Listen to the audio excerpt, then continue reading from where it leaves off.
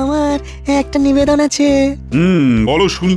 মহারাজ, আমি কিছুদিনের জন্য এই কৃষ্ণনগর ছেড়ে বাইরে যাব, বিদেশে। বিদেশ? বাহ, খুব ভালো খবর। কিন্তু কেন বৈজ্ঞানিক? গোপাল, ওই বিদেশ থেকে বিজ্ঞান নিয়ে আলোচনা করার জন্য আমাকে ডেকেছে। আমার আবিষ্কার নিয়ে বিদেশে একেবারে শোরগোল পড়ে গেছে গো। বিদেশের ওই বিজ্ঞান সংস্থা আমাকে আমার আবিষ্কারের জন্য কিছু অর্থ সাহায্য করবে। বাহ, তুমি তো কৃষ্ণনগরের গর্ব। হ্যাঁ, তোমার জন্য তো কৃষ্ণনগরের নাম সারা বিশ্বে ছড়িয়ে পড়বে। আমি সেখান থেকে যা অর্থ পাবো তা রাজকোষে দেব। আমাদের রাজকোষের অবস্থা তো আমি জানি মহারাজ।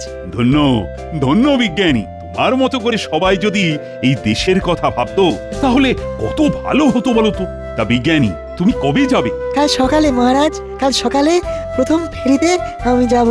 গোপাল, তোমার সাথে আমার কিছু একান্ত কথা আছে। সভা শেষ হলে তোমাকে কিছু দায়িত্ব দেব। আপনার কাজে লাগতে পেরে নিজেকে ধন্য মনে করব বিজ্ঞানী। বাবা, খুব যে ভাব। হ্যাঁ, কি মন্ত্র দেবে কে জানে, তবে জানতে হবে। এইভাবে মাথায় হাত দিয়ে বসে থাকলে কিছু হবে? বীজ ধান না কিনলে চাষ করবে কি করে? তাই তো ভাবছি, এবার যে এইরকম অবস্থায় পড়বো ভাবিনি গো। গোপাল দাদার কাছে একবার চেয়ে দেখো না। উনি তো মাঝে মধ্যেই আমাদের সাহায্য করেন, কিন্তু এত বেশি টাকা গোপাল দাদা কোথায় পাবে? তবু তবু আজ একবার বলে দেখো, রাজবাড়ি থেকে ফেরার পথে গোপাল দাদার সাথে দেখা করব। বলুন বিজ্ঞানী, কি বলবেন বলেছিলেন? গোপাল, আমি কাল খুব সকালে চলে যাব, তাই আজকেই তোমার সাথে আপাতত শেষ দেখা। গোপাল, তুমি জানো আমার এই পরীক্ষা কেন্দ্রের উপরে কতজনের নজর রয়েছে। আমি তোমাকে ছাড়া আর কাউকে বিশ্বাস করতে পারি না। তোমার কাজ হলো প্রতিদিন একবার নিয়ম করে একটু দেখাশোনা করা, এই আর কি। বিজ্ঞানী, আমার সব বিষয় সম্পর্কে জানবার খুব আগ্রহ, তাই আমি আপনার এই পরীক্ষা কেন্দ্রে এসে অনেক কিছু জানবো। আপনাদের মতো জ্ঞানী গুণী মানুষের কাছ থেকে একটু একটু করে জেনে জেনে আমার জানার পরিধি আমি বাড়িয়ে নিচ্ছি। তুমি তুমি ধন্য গোপাল, ধন্য। তোমার এই সততার জন্য আমি তোমাকে এত ভালোবাসি। এই নাও ঘরের চাবি, সাবধানে রেখো। আসি। আপনার এই পরীক্ষা কেন্দ্র সম্মানের সাথে রক্ষা করব বিজ্ঞানী।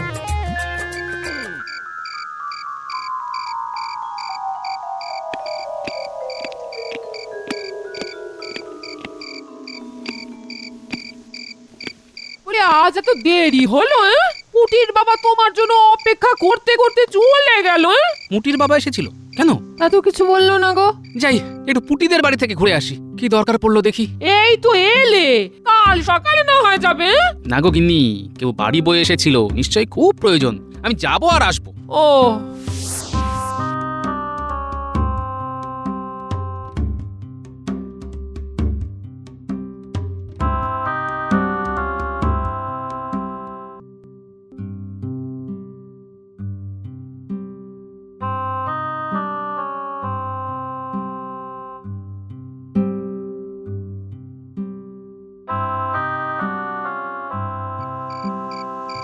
পুটি, পুটি। পুটি তো ঘুমিয়ে পড়েছে, ডেকে দেবো? না না, ওই পুটির বাবা আমার সাথে দেখা করতে গিয়েছিল, তাই ভাবলাম কোনো বিপদ আপদ হলো নাকি।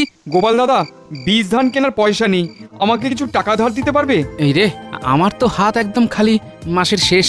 হাতে থাকলে তো আমাকে দ্বিতীয়বার বলতে হতো না। সেটা আমি জানি, তোমার কাছে যখনই চেয়েছি তখনই পেয়েছি। তোমার কাছে থাকলে তুমি দিতে, এইটুকু আমি জানি। আচ্ছা দাঁড়াও, ঠিক আছে, আমি দেখছি মহারাজকে বলে যদি কিছু পাওয়া যায়। ঘাবড়িও না, ঘাবড়িও না। হ্যাঁ, আসি। এই কৃষ্ণনগরে বুদ্ধিমান লোক হলো তিনজন, আমি, বিজ্ঞানী আর এই গোপাল। তাই এতদিন আমার যাবতীয় ফন্দিফিকি নষ্ট হয়েছে গোপালের সাথে লেজুর ওই বিজ্ঞানী ছিল বলে। কাল থেকে গোপাল একা, কাল থেকে লড়াইটা হবে শেয়ানে শেয়ানে, আর বিজ্ঞানী না থাকাটা আমাকে কাজে লাগাতে হবে, বুঝলি? রাতে পরিকল্পনা করছি, আর সেই পরিকল্পনা সফল করার জন্যে আমার চাই দুটো শক্তপোক্ত বলশালী লোক, আর তাদেরকে জোগাড় করে আনার দায়িত্ব হলো তোদের। ঠিক আছে মন্ত্রী মশাই, আমরা আপনার কথা মতো দুটো লোক এনে দেব, তারা আপনার হয়ে কাজ করবে। ঠিক আছে, তাহলে তোরা এখন আয়, কালকে লোক দুটোকে নিয়ে এসে আমার সাথে দেখা করার। ঠিক আছে মন্ত্রী মশাই।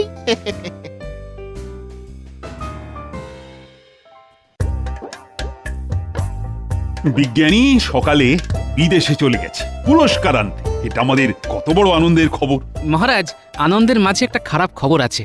এই খরাতে চাষিদের খুব ক্ষতি হয়েছে।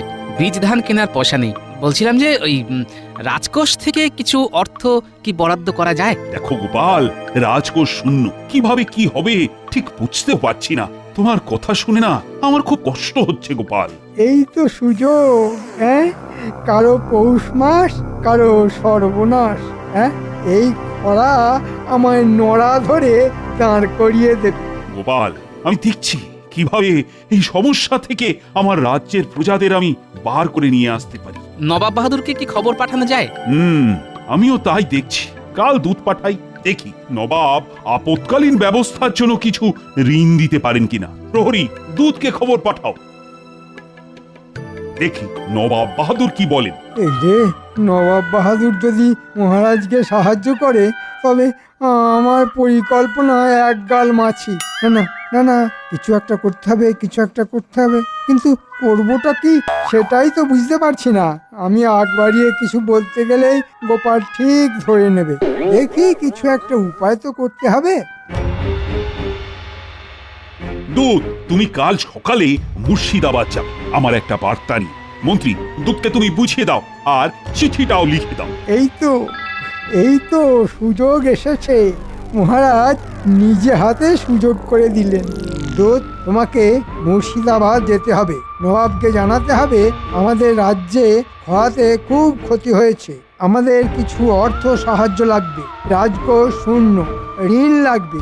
মহারাজ, আমি আপনার হয়ে পত্র লিখে দিচ্ছি, আপনি শুধু সই করে দেবেন। ঠিক আছে, ঠিক আছে।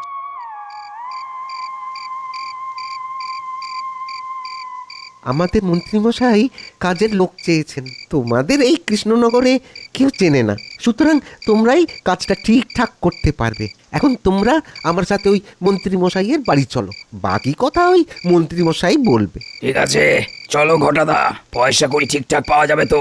ও নিয়ে তুমি একদম ভেবো না। ঠিক আছে, তোমাদের সাথে এই আমাদের প্রথম কাজ, দেখো শেষ কাজ যেন না হয়। আমাদের নাম কি জানো তো? ষণ্ড আর পাষণ্ড। যদি দেখি বেচাল, করবো লন্ড ভণ্ড।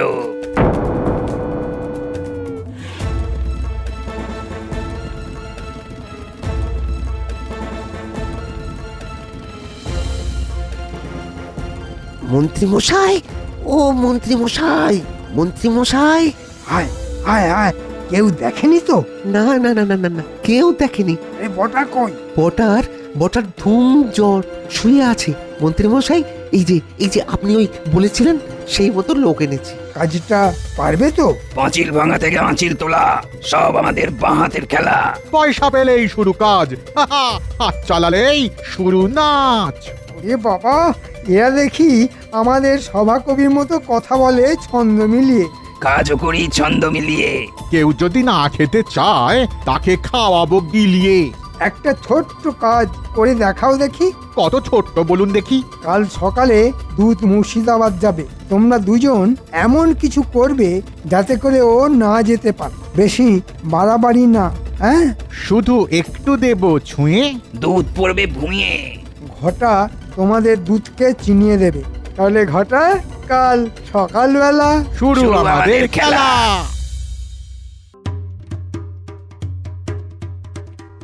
এই দুই গাছে বাঁধলাম দড়ি, দেব শুধু টান। দুধ মশাই পড়ে গিয়ে দেবে পিঠ টান।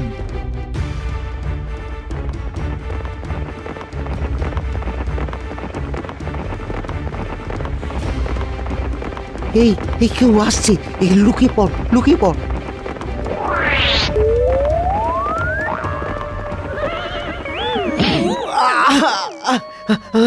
ওরে বাবা রে, ও ও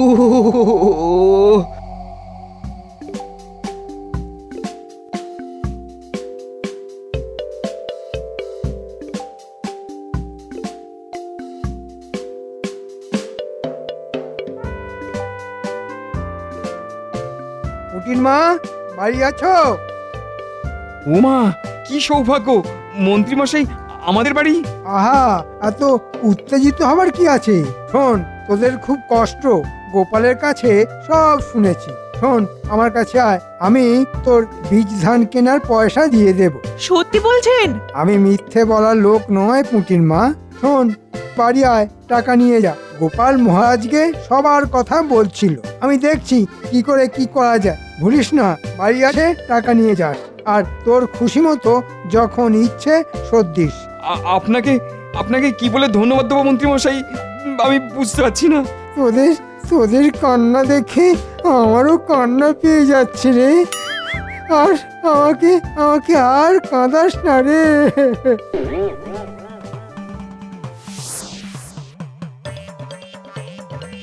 বাবা, কত জিনিস, কত আবিষ্কার! দেখি, হ্যাঁ, আতস কাঁচ। বাবা, এর গুণাগুণ সব লেখা আছে। দেখি তো, দেখি তো বইটাতে কি লেখা আছে। এই কাঁচের মধ্যে দিয়ে ছোট জিনিসকে বড় দেখায়। দেখি তো, ওরে বাবা, কি বড় লাগছে জিনিসগুলো। এটা নিয়ে যাব, বাচ্চাগুলোকে দেখাবো, ওরা খুব মজা পাবে। আর আর কি লিখেছে দেখি দেখি দেখি। হ্যাঁ, সূর্যের আলোকে এক বিন্দুতে রাখলে এটা তাপ উৎপন্ন করে। ওরে বাবা, তাই নাকি? বাইরে কি দেখবো, দেখি তো।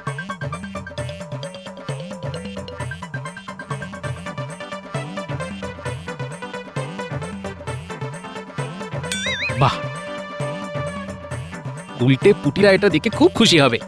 এটাকে কিছুদিন আমার কাছে রাখি।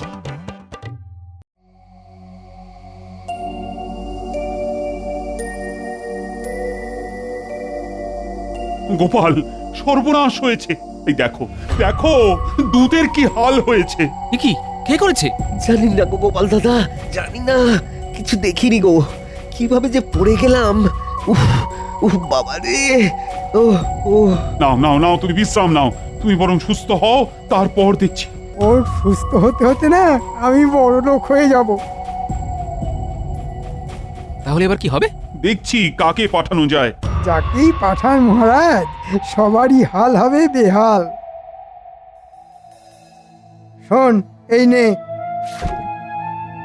এই লাল পুঁটুলিতে 100 সোনার মোহর আছে।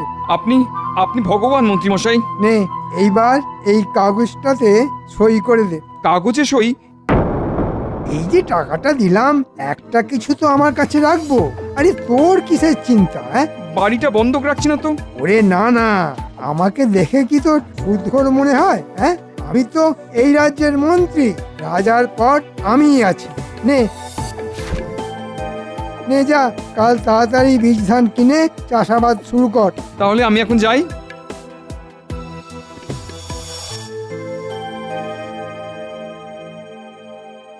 যাক বাবা, বীজ ধানটা কাল কিনে চাষটা শুরু করে দিই। ঠিক ঠিক 1 বছরের মধ্যে সব শোধ করে দেবো।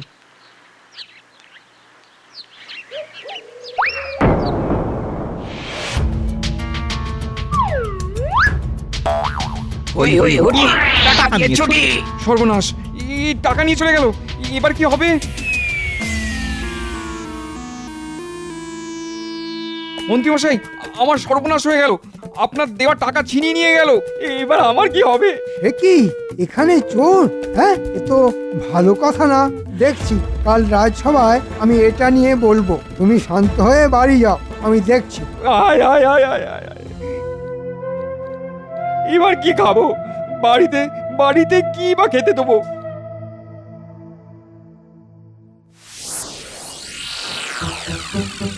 আপনার জিনিস এই নিন। আমাদেরটা এবার দিন। একেবারে নগদে, কাজ হলে একসাথে দিয়ে দেব। ধার বাকি একদম না, গুরু বলে গেছে। ঠিক আছে, তবে তাই হোক।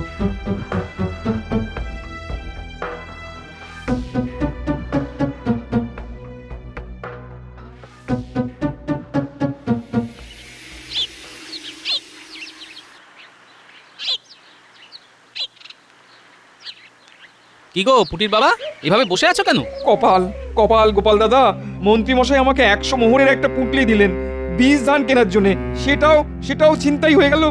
একটা একটা করে বলো, একটা করে বলো, কে টাকা দিয়েছে? মন্ত্রীমশাই। বাহ, তবে তো ভালো, মন্ত্রীমশাই বদলে গেছেন তাহলে। কিন্তু ছিনতাই হলো কিভাবে? মন্ত্রীমশাই বাড়ি থেকে বেরিয়ে কিছু দূর গেছি, আচমকা দুজন বেশ সন্না মতন লোক আমার হাত থেকে মোহরের পুটলিটা নিয়ে চলে গেল। এবার মন্ত্রীমশাই ঋণ আমি শোধ করবো কি করে? দেখছি, ওটা নিয়ে ভেবো না, বুঝিয়ে বলা যাবে কোন। তুমি এখন বাড়ি যাও, আমি মহারাজকে বিষয়টা জানাচ্ছি। যাও যাও যাও, বাড়ি যাও, বাড়ি যাও। মহারাজ, আমাদের কৃষ্ণনগরে দুজন চোরের আবির্ভাব হয়েছে। তারা কাল পুঁটির বাবার কাছ থেকে মন্ত্রীমশাইয়ের দেওয়া মোহরের পুঁটলি ছিনতাই করে নিয়ে চলে গেছে। এবার কি হবে? ভাবনায় ভাবনায় কি দিন যাবে। গোপাল, কি করি বলো তো? একে রাজকোষ শূন্য, খরায় সব শেষ। এর মধ্যে যদি ছিনতাইবাজ এসে আমার গরিব প্রজাদের চুরি করে নিয়ে যায়, তবে তারা খাবেটা কি? না না না, এ আমি কিছুতেই বরদাস্ত করব না। কিছু একটা করতেই হবে। কিন্তু মন্ত্রীর আসতে এত দেরি হচ্ছে কেন? এই যে, তুমি কোথায় ছিলে বলো তো মন্ত্রী? কি ভয়ঙ্কর ঘটনা ঘটে গেছে জানো? আমি সব জানি মহারাজ। কাল পুঁটির বাবা আমার কাছে এসেছিল। আমি বীজ ধান কেনার জন্য ওকে 100 মোহর দিয়েছিলাম। কি করা যায় মন্ত্রীমশাই? এভাবে তো চলতে পারে না। গোপাল, আমি এটা নিয়ে খুব চিন্তিত। এদিকে ভোলা ময়রার বড় মেয়ের বিয়ে, হাতে টাকা নেই। আমি আবার কিছু টাকা দিয়ে এলাম। ধন্য ধন্য মন্ত্রী, আমি এক সময় তোমাকে কত খারাপ কথা বলেছি। আজ আজ মনটা সেজন্য খুব খারাপ লাগছে। সে তো দোষ করেছিলাম, তাই গালমন্দ করেছিলেন। আমাকেও ক্ষমা করে দিন মন্ত্রীমশাই, আমিও অনেক খারাপ কথা বলেছি। ভুলে গেছি সব গোপাল। এই মুহূর্তে আমাদের রাজ্য খুব খারাপ অবস্থার মধ্য দিয়ে চলছে। এখন পুরনো কিছু মনে করার সময় নেই। আমাদের একজোট হয়ে লড়তে হবে। আপনি ঠিক কথাই বলেছেন, আমাদের একসাথে একজোট হয়ে কাজ করতে হবে। ওই ছিনতাইবাজ লোক দুটোকে ধরতে হবে যত তাড়াতাড়ি সম্ভব।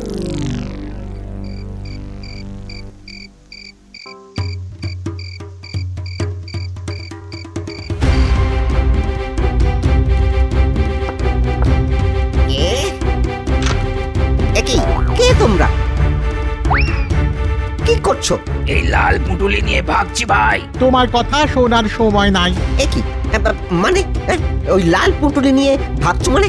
ওটা আমার মেয়ের বিয়ের জন্য ওই মন্ত্রী মশাইয়ের কাছ থেকে ধার নিয়েছি। হ্যাঁ, তুমি ধার নিলে, আমি কেড়ে নিলুম। লাল পুটুলি নিয়ে আমরা চললুম।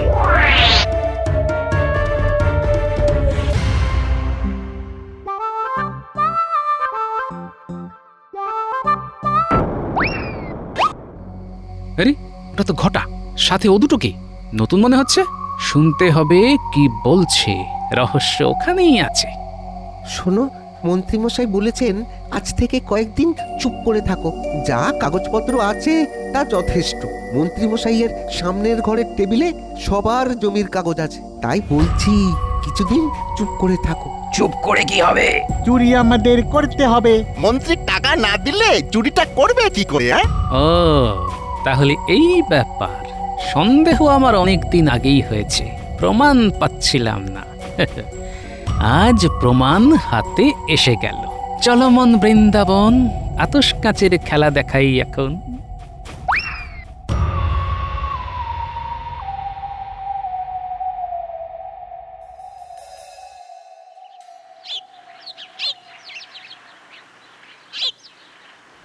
এই দেখ, এইটাকে বলে আতশ কাঁচ। এটাকে দিয়ে ছোট জিনিসকে বড় দেখা যায়। বাহ, কি সুন্দর! গোপাল দাদু, যদি আতশ কাঁচ দিয়ে চোরগুলোকে দেখা যেত তবে কত ভালো হতো। হবে রে, হবে। তবে চোর ধরবো খালি চোখে। চোরকে প্রায় ধরি ধরি করে ফেলেছি। আর শোন, আতশ কাঁচে আরেকটা কাজও হয়। কি কাজ গোপাল দাদু? দেখবি? তবে দেখ।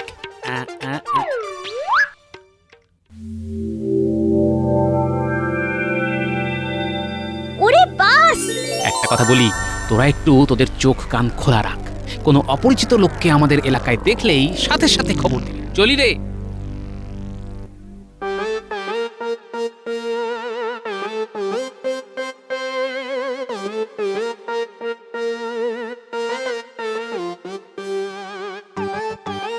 উল্টে ন্যাপলা, তোরা সবাই মিলে এই আতশ কাঁচ নিয়ে মন্ত্রীর ঘরে যা।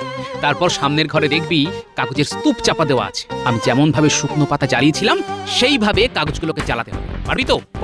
পারবো। উঠিমা, মনে রাখিস তোর বাবাকেও কিন্তু ঠকিয়ে কাগজে স্বাক্ষর করে নিয়েছিল ওই মন্ত্রী। কাজটা আমরা ঠিকভাবেই করব।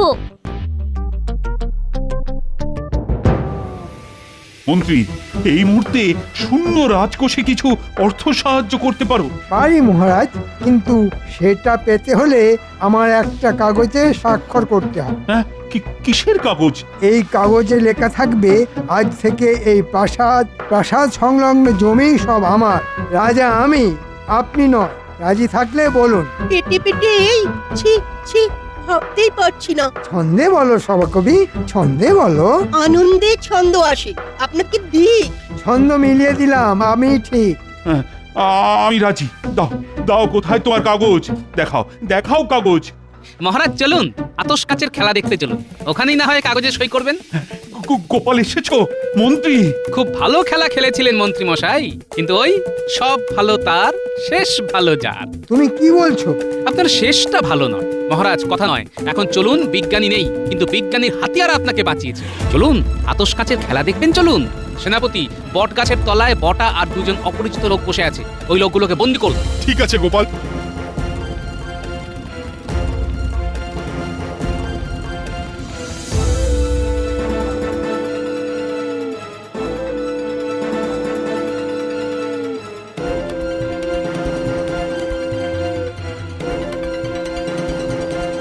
খুব দারুণ পরিকল্পনা করেছিলেন, ভালো সাজলেন। আমার মনে একটা সন্দেহ ছিল, আমিও আপনার তালে তাল দিলাম। মনে রাখবেন, আপনাকে কিন্তু আমি এক ফোঁটাও বিশ্বাস করি না। আমি জানি আপনি মহারাজের সব সময় ক্ষতি চান। গোপাল, গোপাল, তোমাকে যে কিভাবে ধন্যবাদ দেব? মহারাজ, আমি আমার দেশকে ভালোবাসি, দেশের থেকে প্রিয় আমার কাছে কেউ নয় মহারাজ। গোপাল, তুমি সবার সেরা, বিশ্বজোড়ার নাম। গোপাল, তুমি এই পৃথিবীর শ্রেষ্ঠতম দান। জয় জয় গোপালের জয়, জয় গোপালের জয়, জয় জয় গোপালের জয়।